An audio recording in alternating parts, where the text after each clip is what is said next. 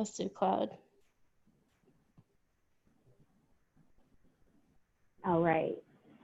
So today is June 6th, 2020, and we are the Quirk Tarts.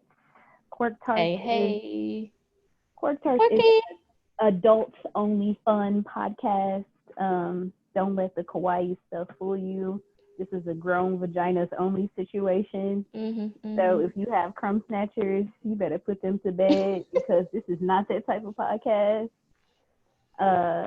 I'm Faye J, aka Romcom Kitten, aka some other stuff that y'all don't need to know because we got jobs and shit. But T Nasty, you want to introduce yourself? This is T Nasty. I'm only a little nasty. I don't know. I think you could be a little bit more nasty, but I know you. I know you though. We'll piecemeal the nasty throughout the course of our podcast. All right, cool.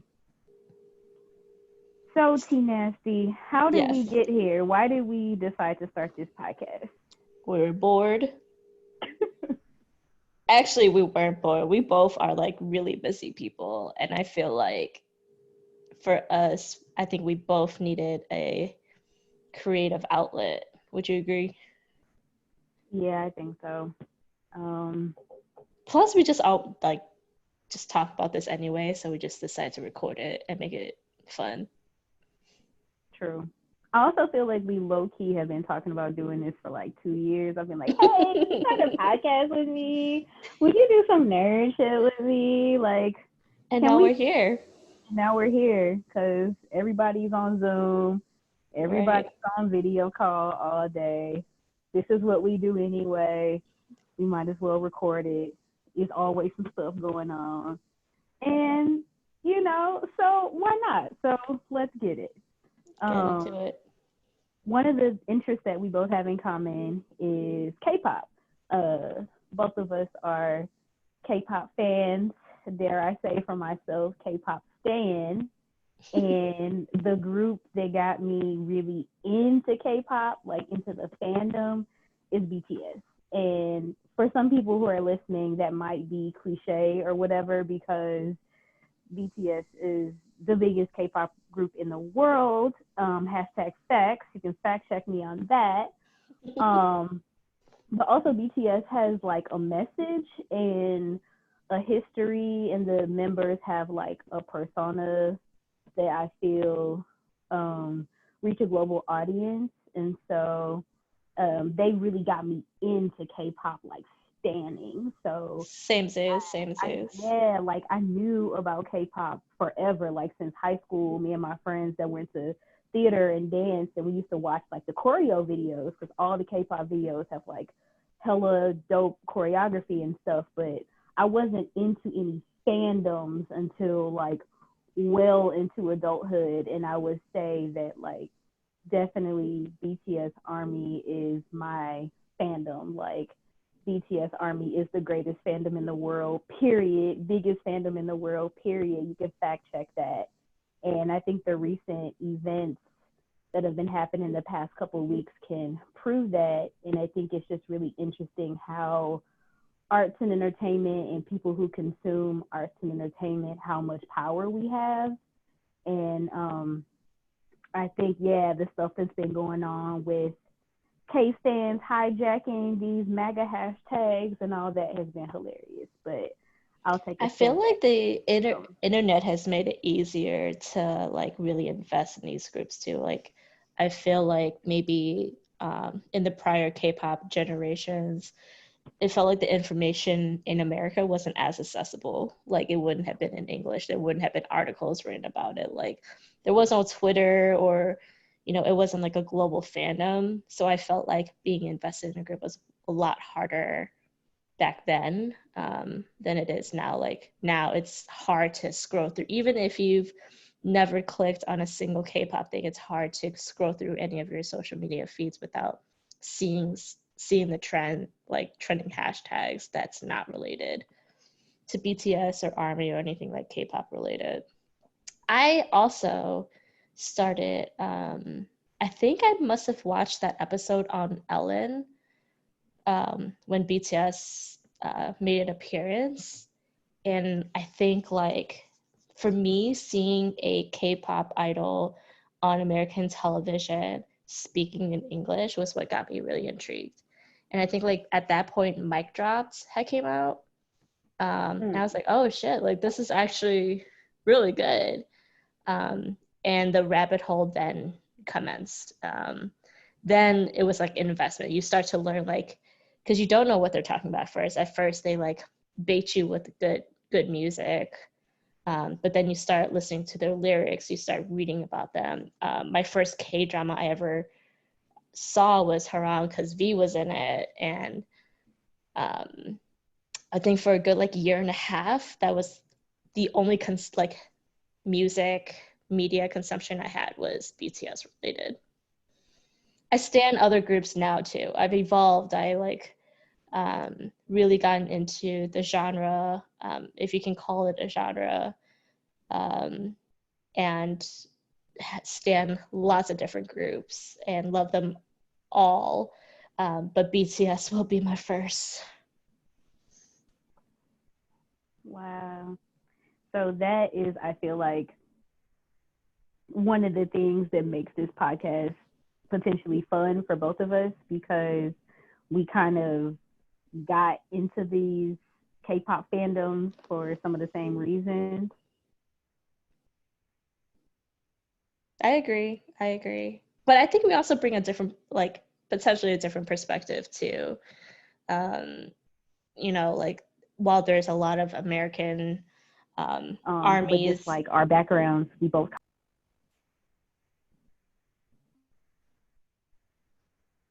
I stopped. Can you hear me? Yeah. Just say what you were gonna say again. We'll edit. I don't even remember. Like there's a lot of American armies who that have like that perspective, but I feel like we both you know have been very involved in just like racial and social discourse like in our past, and I feel like K-pop and K-dramas and this world has been our way of not having to speak on those like social issues as much, but it does definitely seeps into the conversation, and I feel it doesn't feel as heavy. I do feel like it's our escapism in a lot of ways, but you know, and especially in light of recent events, I don't think it's not like we're ignoring the overlaps of how our social issues are prevalent in how we consume art from other cultures, which kind of leads us to the first thing we wanted to talk about, which was the Black Lives Matter.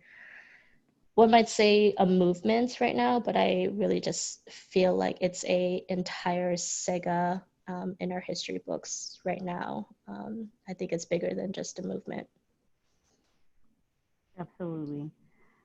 It's much bigger than just a movement. And I completely agree with what you're saying about like some of our interests, like the nerd stuff that we're into, like, you know, K-pop, K-dramas. I still like the super like cute, like kawaii type anime type stuff. But the thing about it is that in my identity, there's no escapism from systemic racism. And like there's just some things that I don't get to run away from.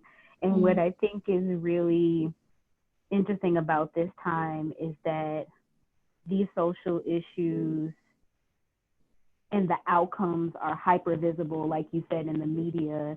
And I think it's cool that K-pop fans all over the world who maybe aren't proximate to these issues are still acknowledging that they exist and still are acknowledging that they are a problem that is everybody's responsibility to address. Yeah. And so I think that does segue great into the first thing we were going to talk about was like, okay, BTS, as of today, June 6th, it is on record that they donated $1 million to Black Lives Matter. And it also has been projected that they have given much more than that, but that only Variety magazine and all K-pop was able to verify from Big Hit, or from, not from Big Hit, actually from Black Lives Matter, that they had donated $1 million. That's what's up. Right. And what I think is interesting about it is that it was some people on the internet who were, you know, allegedly ARMY, who was ready to throw in the towel on BTS. And I'm like, Yeah, let's talk about that. Like, I'm how did, like, yeah, like, what, you know, it has brought up some tension within the ARMY community, because people were wondering, are they going to say something? Are yeah. they donating? Like, even up until today, until this morning, there was all sorts of debates on Twitter, on Tumblr, and on Instagram. Like, where It is felt really multifaceted. It was like, are they going to say something? And then ARMY that were saying like why should they say something? And then there were ARMY that like, of course they're going to say something. Like, right. it was just a full range of, you know, emotions. And like, I do feel like this overlap of,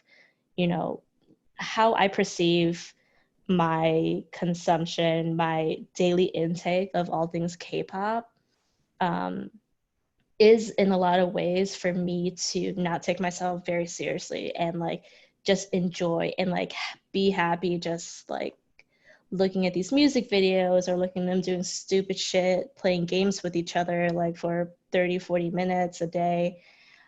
I how this overlap and this overlay of, you know, issues and how it's played out in their fandom and how they responded. Like you said earlier, like there's nothing you can do. Like this music is a global, um, it's a global thing that we have to take into consideration, that art is life, you know? Right.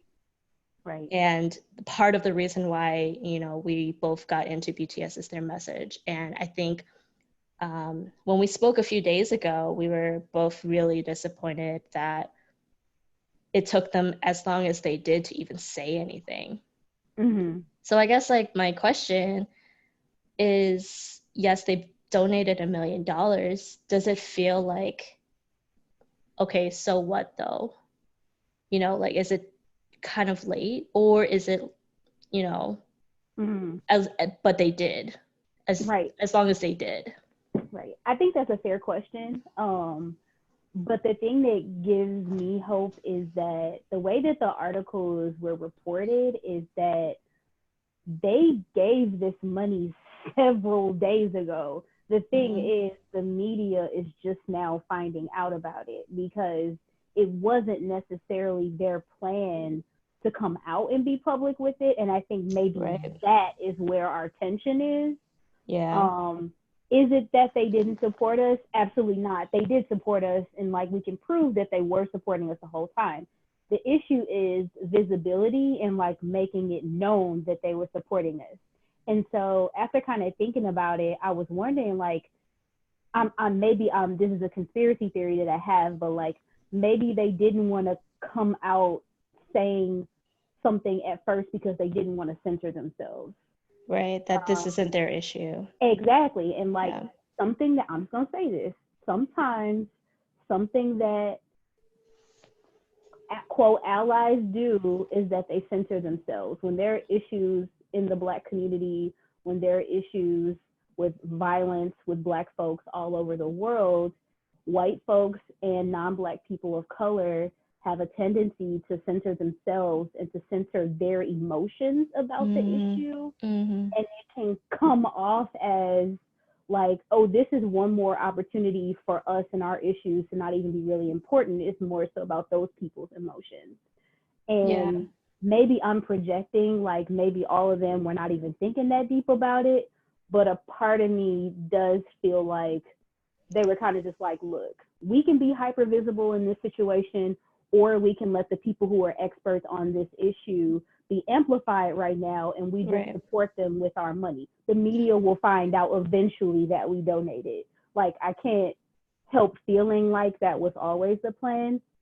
Also, I'll say too, like I said to you before, they are making some tough decisions right now. Like we don't Mm-hmm. really know what the future They're is going through a lot. like. We really don't. Like Jen is about to go to the military. Yoongi is probably gonna go right after him. Jungkook has been dealing with some stuff. Like he came out on his V Live today, apologizing to everybody for wilding out in Itaewon a couple weeks ago. And it's like I am a Jungkook should wild out truther, but I also understand the armies who like are protective of him and are like, no, you should have stayed at home. You should have followed orders. You should have been responsible, but that also is easy for us to say, like, we can still go outside and live our lives. He can't. Yeah. And Yeah. so Pre-COVID. complicated. It's complicated. Yeah. Right. But it's like pre-COVID, right? Like he should also be responsible. So it's like it's a both and, but like he's dealing with his own grown man stuff, like coming into his own. Like, does it make sense for him to still be hyper visible? Can you imagine being such an influential leader at the age of 22? Absolutely Like, not. I I was a feel like mess, I yeah. And you know this because you know me since I was 22. yes, yes. So We were both hot messes. you were not. You were great when you were We 22. were both belligerent, militant, as they would call us, and gave no shits about anything. And we were gonna say what we wanted to say, no matter whose feelings we hurted. We're a little bit more grown up now, a little bit more. Girl, I'm hella vanilla over here. Like my lifestyle is super vanilla, but that's a story for another day. But yes, like when we were young, we went through our rebellious stage too, right? But Yeah, like, can you imagine being a famous person that's famous all over the world and like you've been that way since you were like right. 15 years old? And I Like, don't think he's necessarily just worried about his career, Like, I yeah, think he's just worried about disappointing his teammates, the people that adore him, that have given him this platform. I think a lot of, what drives him is the fact that like he doesn't have to have this life, and he doesn't see himself as that remarkable. And so I think his humility, and I think that goes for all of them, which is, to your point, why they didn't say anything about the donation is they didn't feel like, you know, their humility around it, they didn't see a need. And I think like just the internet, Twitter, social media, we're in such this like, I don't know. Actually, originally I thought like maybe it's always like show the receipts, show the receipts. uh-huh, But uh-huh, on the flip side, um, silence will not do either. So as we see a lot of these like statements come out about different corporations, different celebrities, different public figures speaking out about um, their stance on Black Lives Matter, we still push them to be like, okay, but what have you done? right. Um, and so I don't know. I think it's multifaceted, Mm-hmm. and I think as a general public, we should hold them responsible to some degree. Yeah, And agreed. I'm I glad they think did. I'm glad they did. I'm glad they were like, hey, don't worry about it. Like, let's squash this beef. I feel like they did it more so of like, let's just squash the beef. Like, we there should be no dispute of where they stand on the issue. right. It's like I think you're right. Like they genuinely probably didn't even think that like them wanting to take a step back and be discreet would be an issue, but Mm-hmm. because we're in such a receipts culture and a cancel culture, Mm-hmm. somebody was like, "Look, y'all, they waiting on y'all to say something." It's like, but we already did. Like they said it to the people that it needed to be said to, right? Right, right. But that's kind of not how it works on the Yeah, internet. Like that's particularly not how Gen Z operates, and it's not how young millennials operate either. that's the truth. And that's just, that's just real. So We could Definitely. probably talk for hours on this topic. Yeah. Okay. So that happened. They also had other stuff going on, like I was saying, like Jungkook still kind of coming off that whole scandal, and then also the apology that came last week Mm-hmm. from Yoongi about his mixtape and the song that he This had. might be the most scandalous I month like know BTS has had in they have had 7 years. scandals. They have had scandals back to back the past couple weeks, and like it's been hard to be a fan because it's so up and down right now with the concerts getting postponed and everything, and like it's just Today, crazy. and I also today was supposed to be the day we Yes, saw them live today was supposed together. to be our We day. had our tickets ready, and Everything. yeah, Yeah, it's crazy. I guess now with all of the new facts and circumstances, so Festa, the online concert that's coming on June 17th or whenever, Mm-hmm. you gonna purchase a ticket? I think so. I think Yeah, so. I feel like, they've won you over. but They've won also your like forgiveness. just to be like completely honest, like I'm low key a hoe for them anyway. So like It was gonna happen at some capacity. I was probably gonna forgive them anyway, just because like full disclaimer, there's a lot of stuff going on with these K-pop groups, and like traditionally, even your fave can be problematic, and so you kind of just have to know that when you follow celebrities, and I feel like global artists are no different, but I feel like whether they said something or not, I was probably still gonna stand, but just stand more quietly. But now that it's out, I feel like I can stand loudly Yeah, again, yeah. You and weren't scared. I'm probably gonna be up at Festa. I ain't gonna lie, I'm probably gonna be there. I had even convinced myself before I found out that they made the donation. I was like, they do repeat concerts all the time. Like, we're gonna see these performances at some capacity later.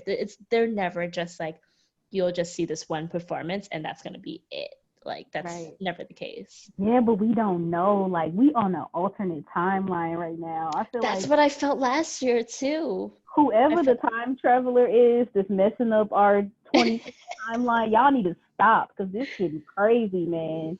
Y'all need to stop right now. Yeah, I guess given So, their current trends right now, who knows? Who knows? All right, I'm let's do it. Purchasing our tickets. okay. We're gonna be in there.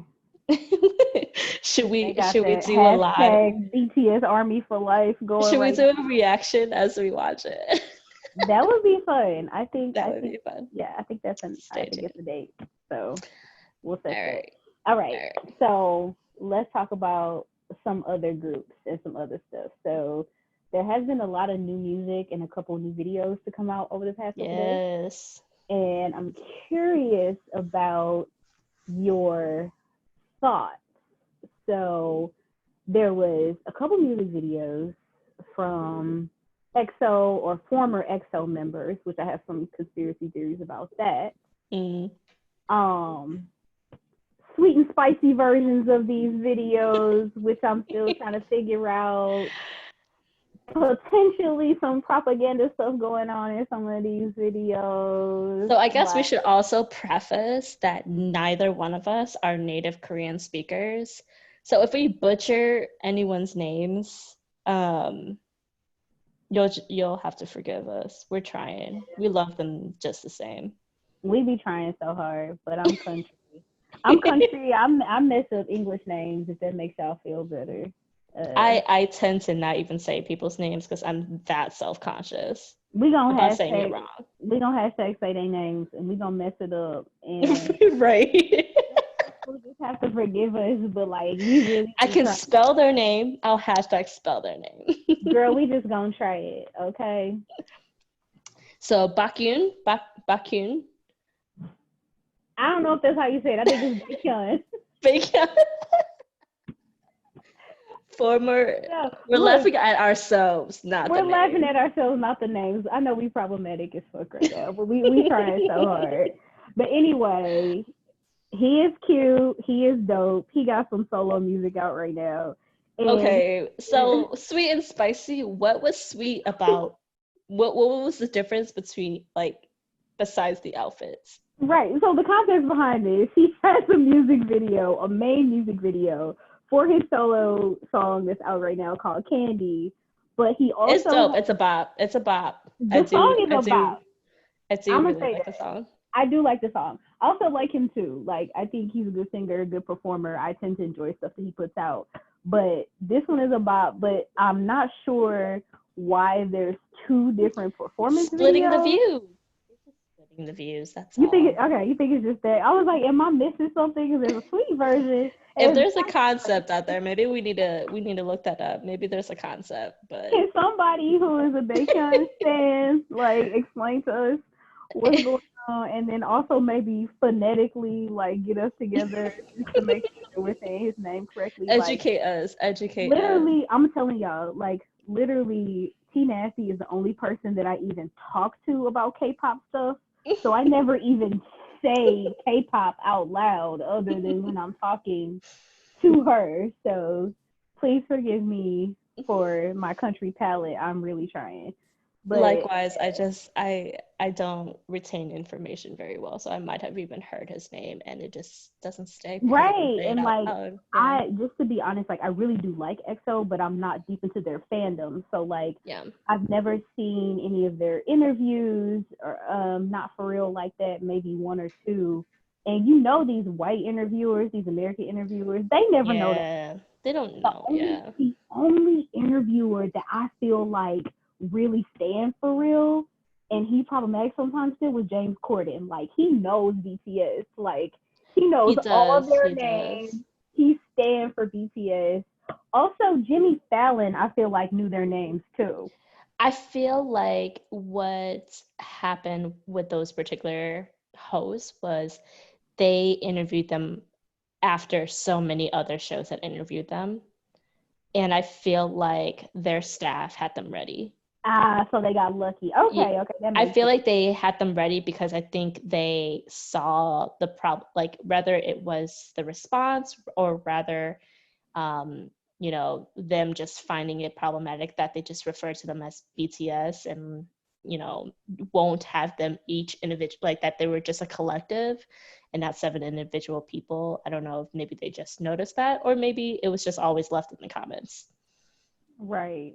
Yeah. So I think like as they started, especially K-pop idols started to interview in America, it became very, very clear that they group K-pop as just, one genre, one group. Even Ellen, like her interviews were problematic. Well, you know, Auntie Ellen be problematic all the time, though. Sorry for any Ellen lovers out there. And I love a good Ellen video. And I started off this podcast saying that I saw them on Ellen. So, but yeah, she was not a fan. She probably Right. never heard of their music, never even tried. True. Didn't I was really surprised like during her interview if she actually did her homework. I feel like she would have talked more about like their messaging and like Mm. how their how much power they hold Mm. in the youth because I feel like it aligns a lot with her messaging. So I was really shocked that they Mm. never really did anything together in that regard. So I think you're right about that. That James Corden and Jimmy Fallon had an advantage because so many other journalists and people had interviewed them already. mm-hmm. Ellen also interviewed Super M though, and we know that Bebe Bacon Bacon is in Super M, and she did mm-hmm. interview them. I want to say this was probably at the end of last year. Oh yeah, I do remember Like, seeing that yeah, interview. yeah, Yeah, yeah. After Jopping had popped off or whatever, they like Super M popped like hella hard. Well, that's a conversation for another day. Like Super M is a very interesting combo of people. Um, but they yes, the can't all interview. get along, right? Yeah, like I am so curious about how that's gonna work I just out. want to be like a fly on the wall, like That's some divas right there. That's like an all star right. diva cast. super talented, exceptionally attractive crew of people that all deserve the spotlight. Yeah, they've been doing it a long time and Yeah. still really young. Right. And she interviewed them as well. And I don't remember her calling them by name either. No. So yeah, that's interesting. But yeah, I definitely like his new project. Not sure about which one is sweet and which one is spicy. But you know what? I do feel like I feel like you're supposed to feel it. Maybe you just feel sweet. No. And parts of you feel spicy. I don't know. But the spicy one, I feel like was a close up, a single shot of just his face. And I was like, oh, okay. So is this supposed to be like more intimate? Or more like, ooh, he sent it to you, girl? Like the eye contact video? Oh, did he have an eye contact one too? Oh wait, am I thinking about the eye contact? So the sweet version is a spicy version, and it's an eye contact one. Okay. There's a few. I feel like there is an eye contact one, no? Or am I just imagining it? Or did I just like... I think you are right. I actually think that the spicy version and the eye contact one might be two separate videos. I don't know. Now we know how you define spicy.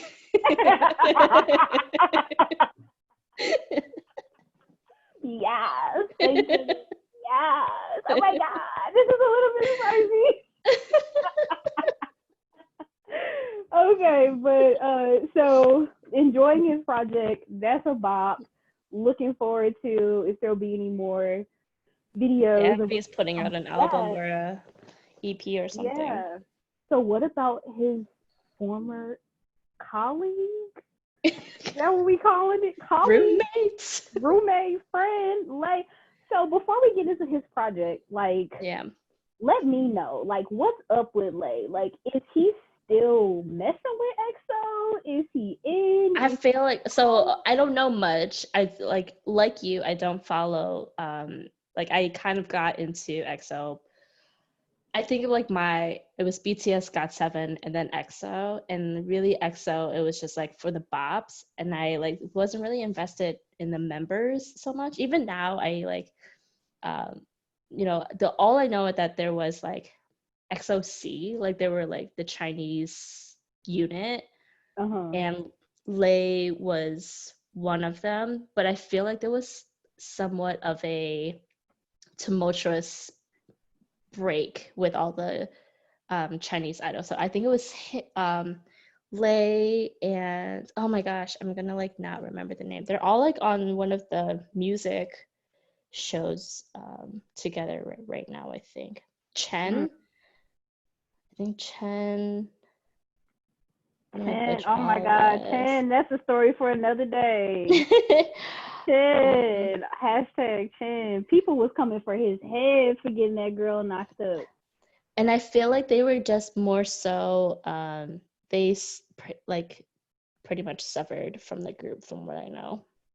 Interesting. But hasn't it been like a significant Luhan. Yeah, like a significant amount of EXO members over the past couple of years. Like, I think it's been like 12 or 13 total. And it's like, what's up with y'all turnover rate for EXO right now? Yeah. They have so many slaps though. Like, they do. EXO got some slaps. Like, when I tell you the first time I saw a Love Shot video, I almost fainted. I was like, what's going on right here? Like, no, sirs, you may not. Okay, yes, you may. Yes, you Wow, may. I'm problematic as fuck. Like, Chen was not a Chinese member. Yeah, you problematic. I was like, wait a minute. I'm so proud. It was Chris Wu, who his music's okay. Like, I listen to it sometimes. Luhan, I only saw him because he was on that show with Jackson. It was like a Chinese like dance competition show. He was on it with Jackson that I watched, and then Tao. Okay. I'm still not retracting what I said about Chen. I'm still not retracting what I said because y'all was dead wrong for coming after his head like that. Okay. Yeah. He is a grown man. to the belief. Like these dudes that are K-pop idols that are like 25, they are not y'all babies. No.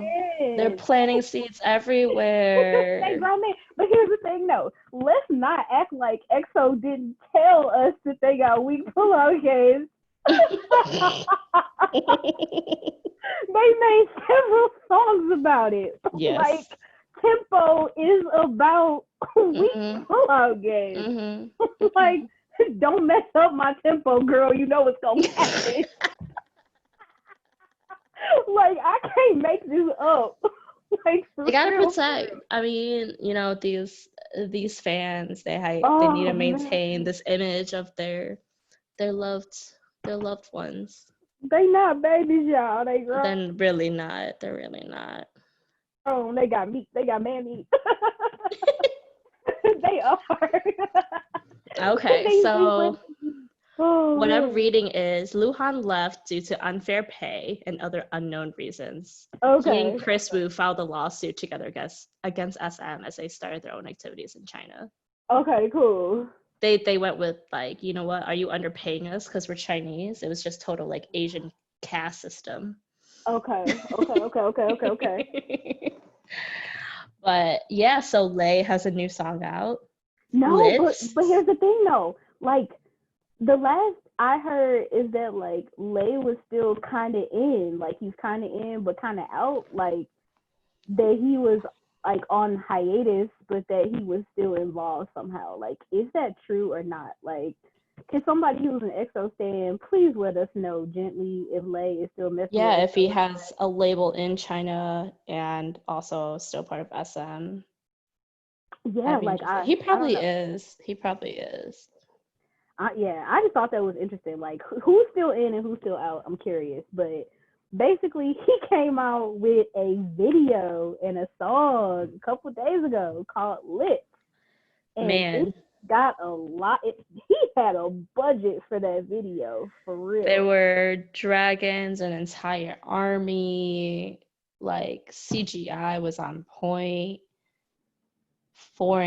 foreigner dancers.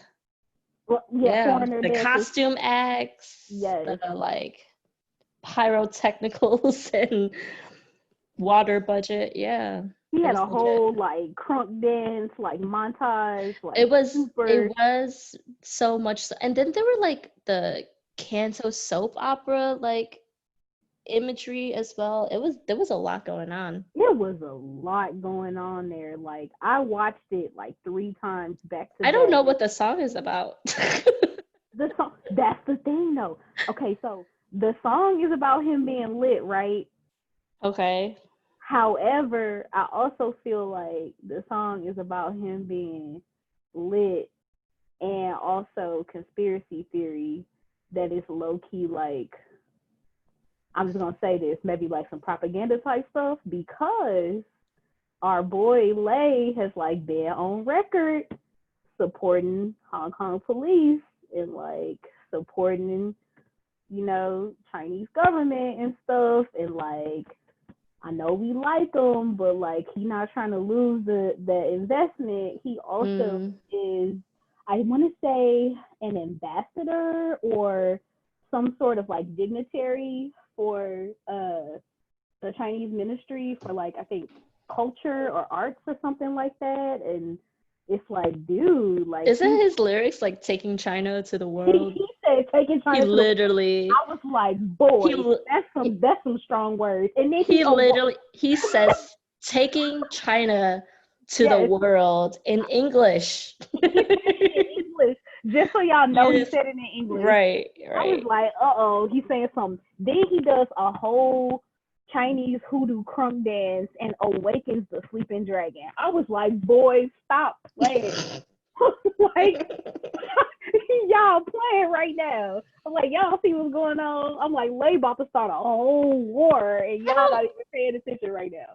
I don't know if we're important enough for Big China to be like spying on us and like trying, trying to like de- debunk our conspiracy theory. But Yeah, there's some, please I don't debunk know, my that would conspiracy not theory. be like that out of the usual, like it wouldn't be that surprising. It would not be that shocking that Yeah, Big China would be leveraging the music industry to, especially the youth that they yeah, cannot seem to reach out to um, through outlets like this. yeah.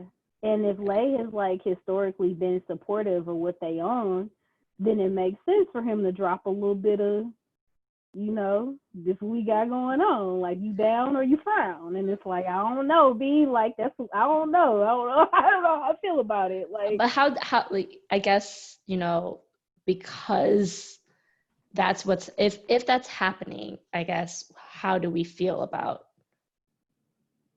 supporting these kind of endeavors? We'll that's call what them I'm saying. endeavors. Like, I don't know. Like, I'm just confused. Like, I watched the It video was a sometimes. lit video though. The video I was a part of me, like, I was like, oh, watch it be true, and I don't want to give it any more views.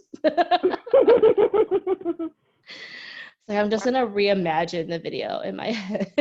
it's like I was like the visuals were super aesthetic and like strong and like masculine and like he was getting I beat. know Lay is popular, like he's popular, don't get me wrong, but like, where did he get all that money? Where did that budget come from? That's what I'm saying, friend. You better stay woke, cause I'm telling you, we are like history repeats itself so Yeah. often, and I feel like we're just in another Art time. is life. Art is That life. There's so much going on. fascism, Right. fascism, nationalism, people picking a side, and like people who have power aligning themselves with people who misuse their power, and like They're it's really just trying to, China in particular, I feel like is still trying to really maintain their grip on Hong Kong and absorb, that that region. And I mean, K-pop awards are held in Hong Kong. So, mm, and like the Asian market beyond Korea is just such, especially for EXO, and like that's why they had Chinese members. There, it's just that market is just such a huge piece of the pie. Um, and what's interesting is that I feel like a lot of Chinese K-pop idols are starting to make sure that they have labels and activities going on in China as well. That paper man, Jackson Wang, like Pepsi ambassadors doing all these shows for China. Like yeah, he spends half his year in doing activities in China, and so, facts. That's facts. He and got the receipts. he very much stood on the side of one China when the Hong Kong protests were happening Oh last year. man, So yo, for me, I love Jackson. I love Jackson. oh, He was the my first stan and GOT7. But after that, man, talk about political statements from your idols. I yeah, couldn't get with it. I could not yeah, get with it. yeah, Like, how can yeah. you, out of all people who grew up in Hong Kong in an international school, like travel the world, having your fandom base be so diverse, like how can you say Big China? And there's only one reason: money. Like he Yeah. can't, like he Well, has to protect his pockets. He has, in his words, he has mouths to feed. Like, yeah. But also, like, I think it's what you said. Like, he is incredibly privileged. Like, mm, he is incredibly privileged comparatively to, like, other people, period. right. Like, not just other people from China, but other people, period. Like, and people who are very privileged don't have to understand how nuanced and complex these social issues really are. And Right. so he might just be like, hey, I feel like I'm doing the right thing by trying to talk about like unity and trusting the government. Also, let's not forget that he's a child of two Olympians. His parents are Yeah. athletes. Yeah. And like there's some loyalty to potentially to the government and to the power structures because he's lived a cushy lifestyle, you Because know, of it. because of that affiliation. And like that's just real, you know. He might feel like from his elders that he has to be respectful of that. Like I don't know if he really believes it or not, but like he has to play along, and it's like, I don't know how I feel about it. I wanted to cancel him so bad. Like, I'm not gonna lie, I wanted to cancel him, but he's so hilarious to me. He Like, is. he's so funny. Like, Oh my gosh, the he is 2020 so Got7 funny. interviews. Oh my gosh, He they is are hilarious. hilarious. Man, he's so funny. He's funny. He's cute. He's just, oh, it's terrible. It's sickening. And also, he's best friends with my fave RM Namjoon from BTS, and their bromance is so funny to me. Like, I love them. I It's need more of sickening. it. I need more Uh, of it. Give us more also, content. he's friends. He's close with Jew Honey from Monster X, who I also love, Mm.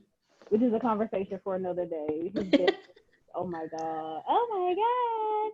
So you But touched yeah, on something that we had kind of talked about in the past, like how Jackson feels some sort of familial ancestral obligation just on like his realization or his belief that he wouldn't be where he is today without um, the opportunities afforded to him by his family, his parents. And one of the things that we've talked about before is there, you know, futuristic Asian folks or Asian genres that are more thinking of the future? And I was like, no, because I feel like we always think about what's happened. Like everything that we do is because of our parents, or this is what my grandmothers did, or like this is what my family, the purpose of my life is for my family.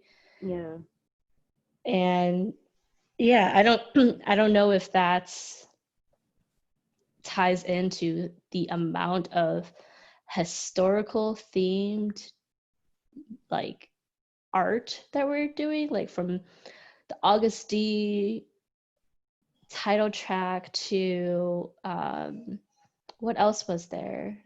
Like the Monarch, like on Netflix. There's been so many, like, even K-pop groups. There's been several groups and artists to come out with music videos that are like that have historical drama elements. Like, One Us came out with Lit last year. You Oh, got and like NCT's like Kick It with the whole like Bruce Lee theme that was interesting. stuff. That was like a '90s hip hop shiny suit spin on historical. Right, right, right.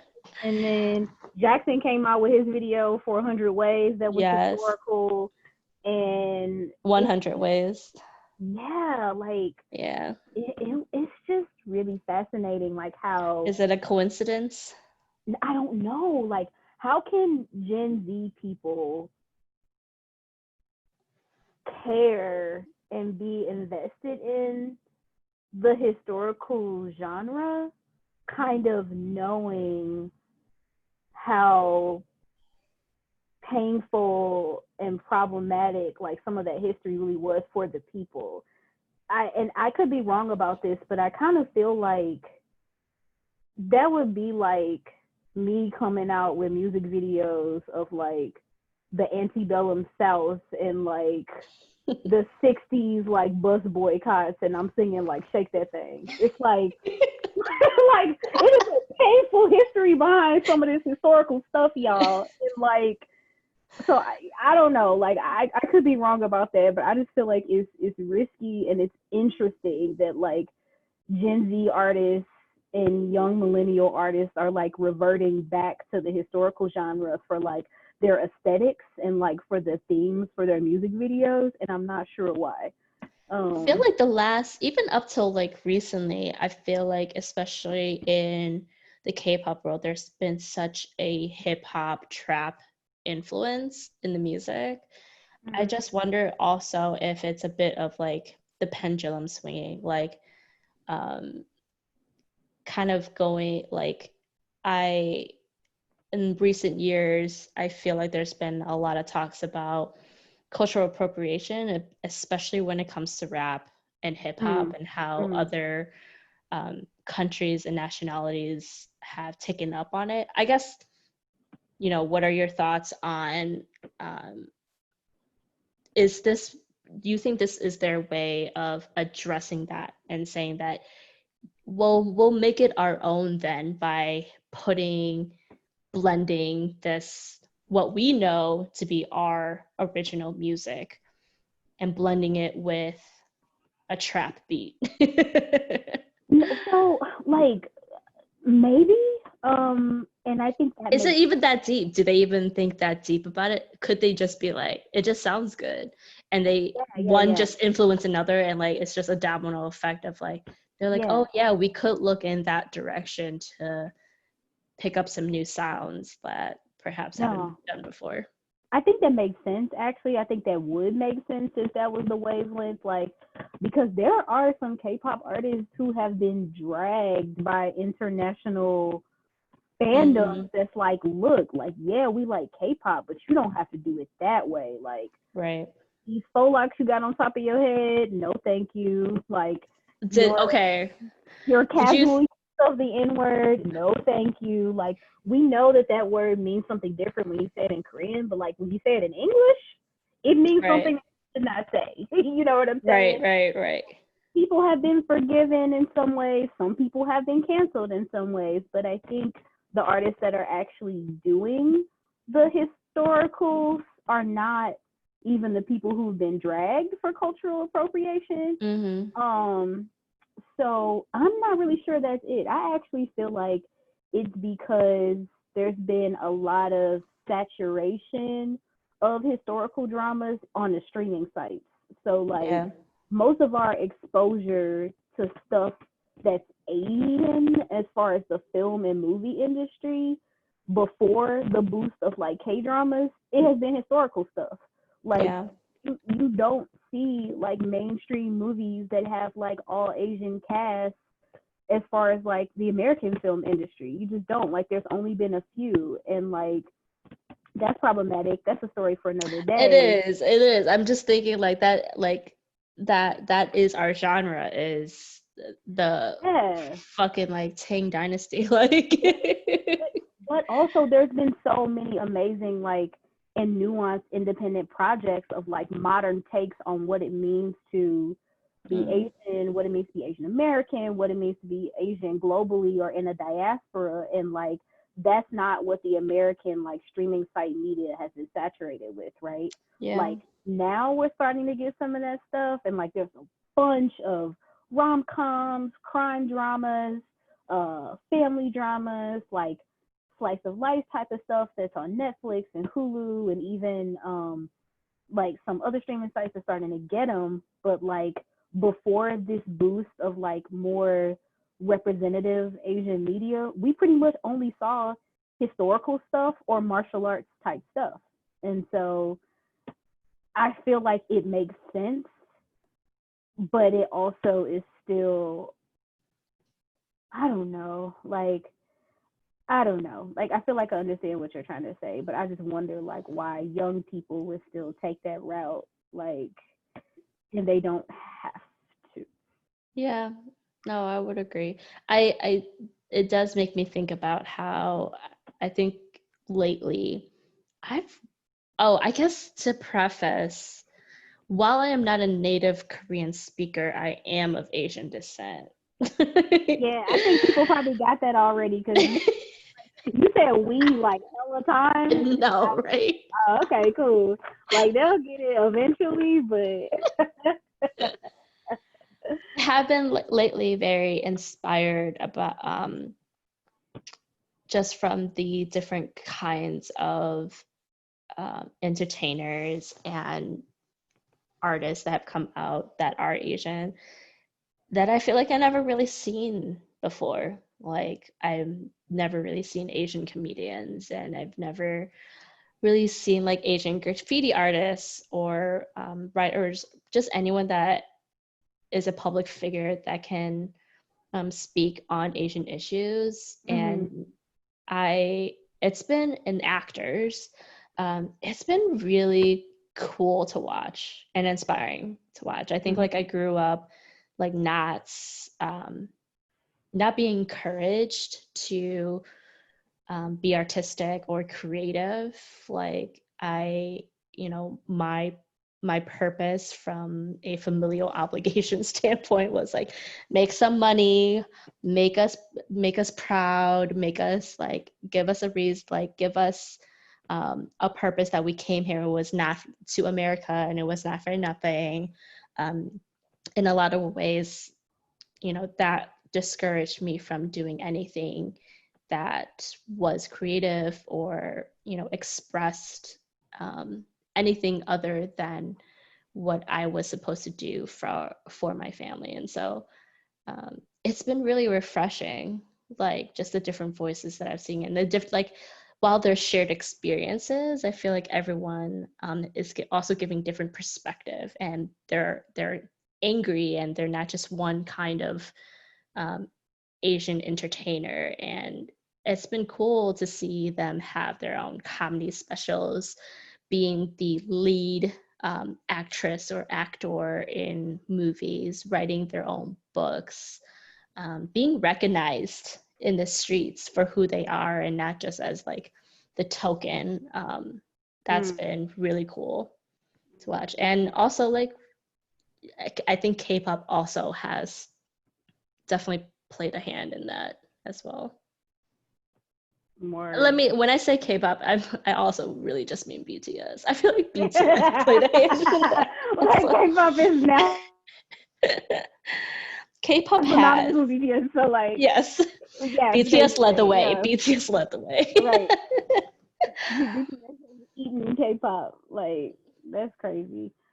But yeah, I think that sounds right to me. So I guess people could probably gather that I am Black and I grew up like in a diverse family, and having cousins who are Asian American and us being very close when I was a kid, like it was normal to me for Black folks and Asian folks to have like close relationships and close bonds, and like to marry each other and have children together and like be distinct culturally and be together culturally, and kind of like going out into the city where we live and to see how like divided and segregated the Black and Asian communities actually were was like weird to me and disappointing to me because it wasn't like my home life.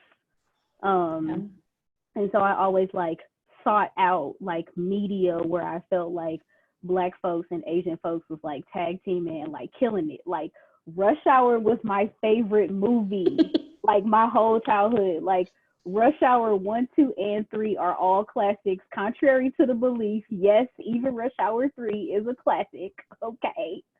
Like all the Rush Hour films, Romeo Must Die, like them was my movies. Loved it. Like, I also feel like my upbringing in a diverse family also, like, I think unfortunately kind of gave me unrealistic expectations because there are people who I think are well-meaning in Black and Asian American communities, but like deeply, deeply hold internalized racist values about each other, and like it's not helpful to either group. And like my friend always says, and like other plenty of thinkers have always said, like our liberation is bound together.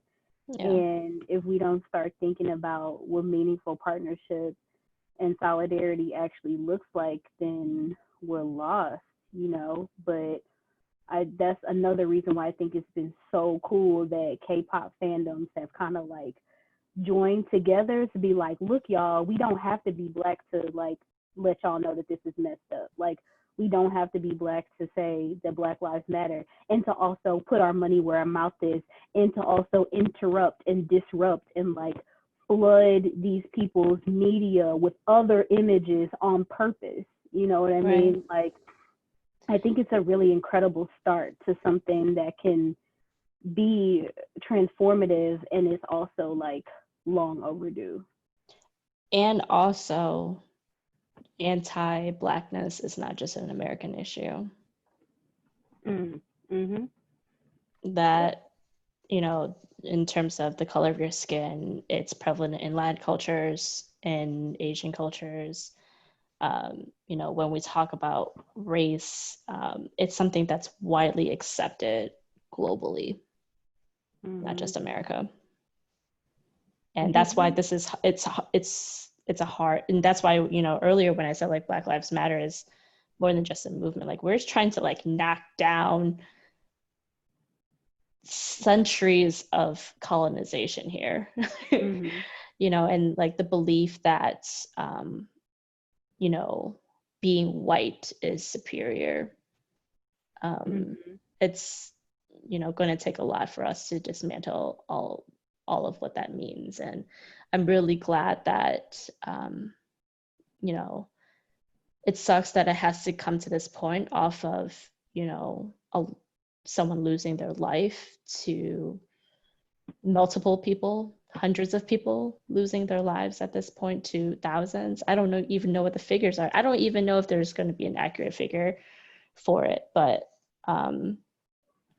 you know, at least we're turning history, even if it moving that needle, even if it's by a little bit.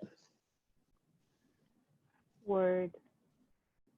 So we've been talking for a while, and I know that we wanted to get to some other stuff, but I feel like this was a lot. Like, it was a lot to process the past 2 weeks, and I know we typically like want to keep what we share with the public like lighthearted, but I also feel like what we said today like needed to be said.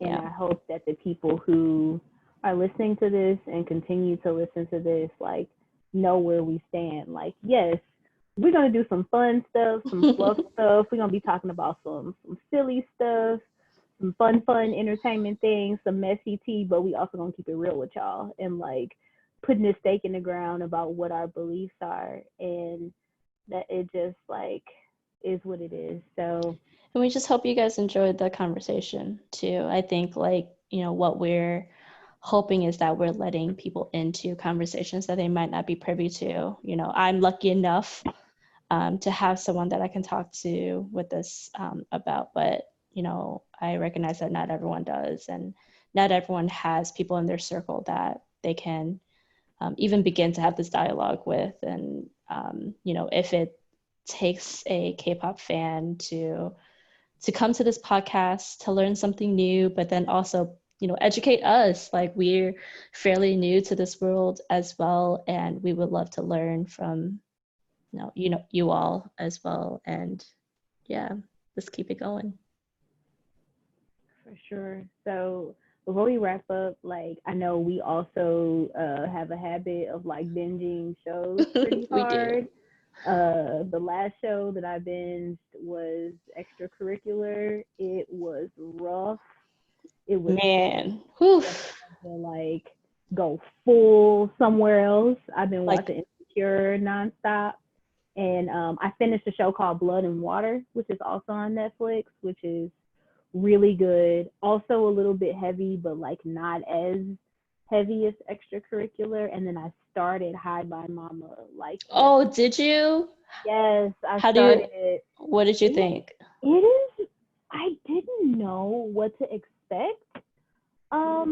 But it seems like it's whimsical, and you know, I'm cool with a little whimsical shenanigans. But it also is a little bit like heart wrenching too, which I feel like you might like it for that reason.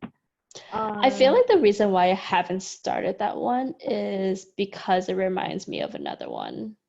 Okay. Where there's like a ghost following them, and like I'm open to it, but I actually just finished Dear My Friends. Okay. Which is a story about a bunch of friends that grew up together, and they're now in their like 70s, and they're grappling with life, past regrets, friendships, sons and daughters, parent-child relationships, and death. And it was pretty good. I would say it was pretty good. I enjoyed it. I finished it in a week. All 16 episodes.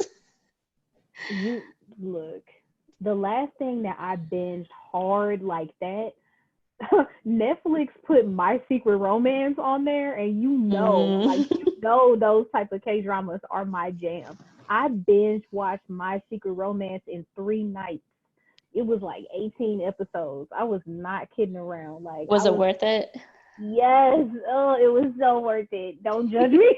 Don't judge me. I love the actors who were in that one. Um, it was good. I don't know. It was like so my sweet spot. But that's like my sweet spot with rom coms is like a whole different episode. So I'll save that one for that. But like, what's something you looking forward to watching or taking in over the next couple days or until we talk again? I'm still watching Mystic Pop-Up Bar. I Okay. feel so like it probably has 5 episodes now, I think I'm up to episode 4. I like it. It's whimsy, which is in my sweet spot of like type of dramas that I watch. Um, it's also got a historical element. Okay. I think I'm gonna start that one soon. Interesting. Okay, yeah, I thought I saw that in the description. It has a historical element. But it's not like it's a plot that I haven't seen before yet, which is I think why I gravitated towards it. I'm like, how will it end? But I'm also watching When My Love Blooms with Jin Young from GOT7. That's still ongoing. So I feel like I need to Okay. invest. I need to see those ones through. But the sucky part is like they're not done yet. Okay. So I can't like binge. I'm like waiting weekly. You don't like when they make you wait. I feel you. I'm not even gonna lie. That's I how I feel feel. like that's probably why I binged Dear My Friends, because they had all the episodes already. Yeah. Yeah, I feel like extracurricular was like that too. Like all 10 episodes were out already, so I was like, Right. yeah, about to get it in with these 10 episodes. But the I'm next thing I also think I'll probably watch is Eccentric Chef Moon. My friend, that one's on Vicky. Oh, She okay. said she felt like that one was really in my sweet spot, so I'm gonna What check is it called again? Eccentric Chef Moon. Okay. I like the actors in that one, but also the lead actor is like I have like a love hate relationship with him. Eric Munn. Like Oh, yeah, yeah, he yeah. was in a drama. Okay, what was oh my god, Another Miss O. I binge watched Another Miss O so hard just for it to end like that. And I have been mad at him since then. Like, I know he's an actor, but he is that guy. Like, how Lawrence Fishburne was Ike Turner for as long as he was Ike Turner. Like, Eric Munn He is, cannot be any other he character. cannot be any other character. Like, he is the boyfriend from Another Miss O. And I'm still mad at him. But anyway, so I When think did when did when did that one come out? Another Missile? I think Another Miss O is a couple years old now. I want to say like 2018 or let's see, Another Miss O. Um, I ooh, feel like 2016. It's yeah, old. I felt like it was 2016. But you know that Sure. 2015 to 2018 era of rom-com K-dramas, like that is my jam. Like I binge watch those so hard still. Like that's crazy. But I'm probably gonna check that one out. Eccentric Chef Moon, and then I'll probably start Mystic Pop-Up Bar, and then I cannot wait for the finale of Insecure, the season finale. Yes, I need to catch up. Yes, a new episode 9 is coming out tomorrow night. And I think there's only one more episode in this season Okay, after so that. 2 more. Okay. I'm super curious about how this season is going to end. It's like I always think I know how the season is going to wrap up, and then the writers like always trick me. So about that. And then also another thing that I want to take a look at is Yvonne Orji, the actress who plays Molly in Insecure, her Uh-huh. stand-up special on Oh my HBO. gosh, I saw that. I saw that. She Yeah, has it came out tonight. So I I did not know that she did stand up.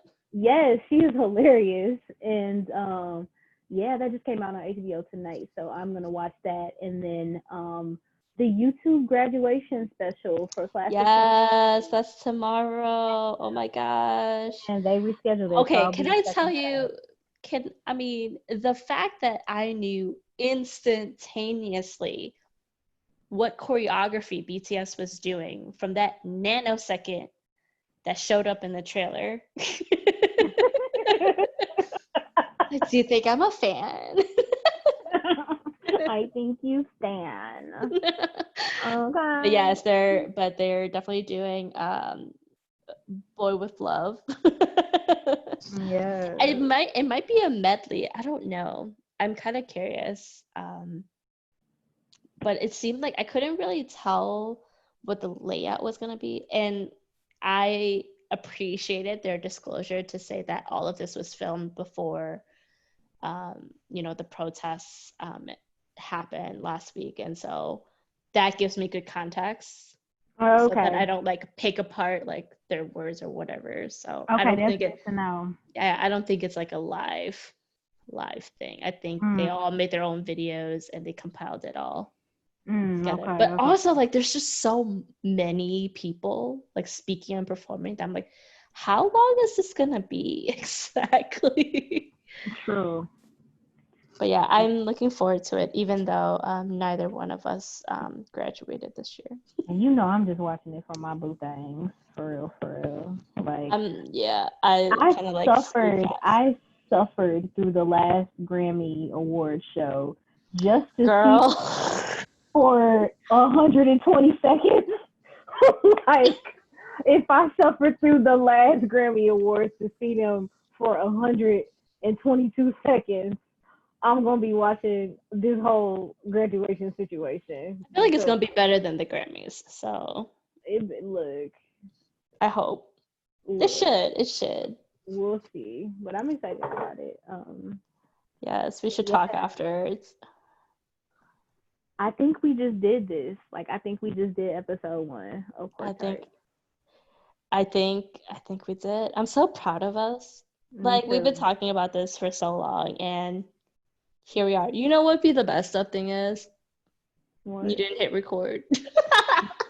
I'm pretty sure I did.